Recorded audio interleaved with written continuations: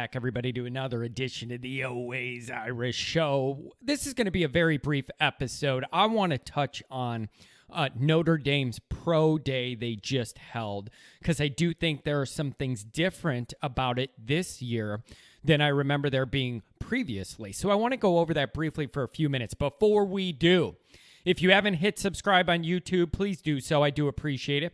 And if you approve of the content after the video, give it a thumbs up. That's always nice. Comment if you want to do that as well. Always Irish on Twitter at JKZND4. Emails, alwaysirishnD@gmail.com. Audio only anywhere you could get me. Merchandise link below. All the fun stuff is coming. I got my samples.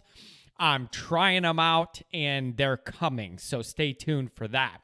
So, a couple quick thoughts on Notre Dame's Pro Day they held this week.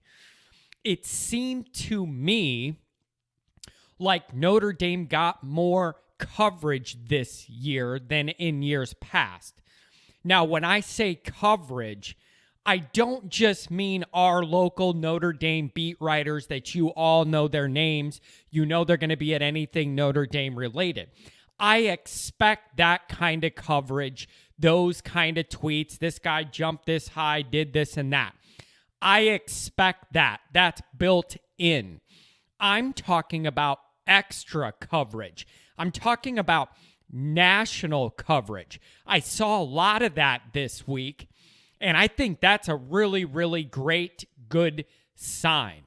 I think there's more credibility attached to all these discussions when you have NFL Network guys who look at all players from everywhere, and they're saying Jeremiah Owusu-Koramoah is a beast, Notre Dame's a great program.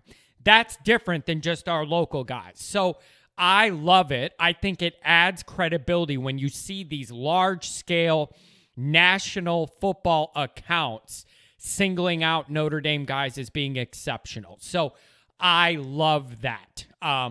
Draft scouts were tweeting. NFL Network was tweeting. All those guys, those draftniks who do the work for everybody, they were all in giving praise to Notre Dame guys, and I think that's great. So here is by far my favorite part of all of this. Not even close. My favorite part by far. Mike Tomlin was up in the house. Okay. So Mike Tomlin is one of the most respected men in the entire sport of football in the world. Mike Tomlin has credibility as being a high-level elite winner at a great organization and has the respect of everybody for being a stand-up, great individual and person. So I see Mike Tomlin at Notre Dame in the house being interviewed, talking about how the Notre Dame players are great men on the field and off the field. It's different here. You know, they got a good thing going. Seeing those interviews all over Twitter from Mike Tomlin, who has respect from anybody who knows anything about football, that impressed me. I really, really enjoyed watching him talk about Notre Dame guys. So, and for a couple reasons. One is his respect and knowledge of the game, obviously. But again, I go back to the fact that Mike Tomlin has no skin in the game for Notre Dame at all. He doesn't have to go out of his way to say our guys look great, this program's doing really good things, pumping out NFL talent. Mike Tomlin doesn't have to say that if it's not true. That's different than our in-house beat writers that are Notre Dame guys. A lot of them are in Kelly's back pocket. So I never really know if I'm getting the true story from those guys that are so close to the program. Not with the draft, but just anything surrounding the football program. I always question stuff from people whose access depends on them being nice to Brian Kelly. So seeing Tomlin do this, it was a big coup in my opinion. And I just hope these young kids and these recruits that are all on social media see all this stuff and see Mike Tomlin talking about it, see all these NFL draft scouts talking about the Notre Dame program and what they built and what they've become. So that's where that comes full circle. And I know some of you might be saying, oh, John, you're stretching it a little bit. These high school kids live on social media. That's their world. So they're seeing this kind of stuff when it gets tweeted out. And I want them to look at it and say, man, I could go to Notre Dame, get a great education, and have a chance to do all this pro stuff. That's a win-win. So any extra free coverage we get, like the Mike Tomlin interview, that's just gold gravy. That's all that is gold gravy.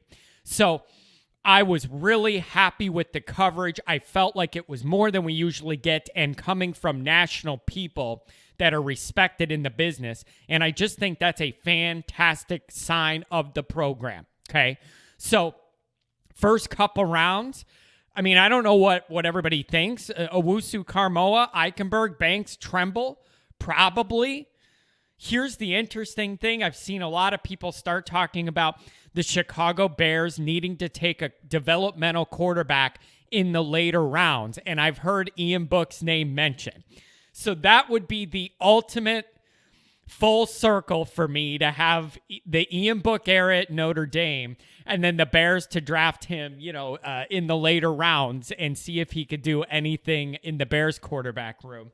My odds are against that because nobody in my entire lifetime has been able to do anything good out of the Bears quarterback room. So I hope for him he doesn't end up there because nobody else can do well in that room. Okay. So overall, I was very happy with the coverage. I wish all of our guys the best of luck in the draft. Any of this coverage about the program pumping up talent should stick in recruits' minds for recruiting. It definitely doesn't hurt it. So especially with Mike Tomlin being on board, that's a big advocate, and it was wonderful to see. So I hope all these guys stay healthy. Good luck in the draft, a chance to go ahead and live their dream.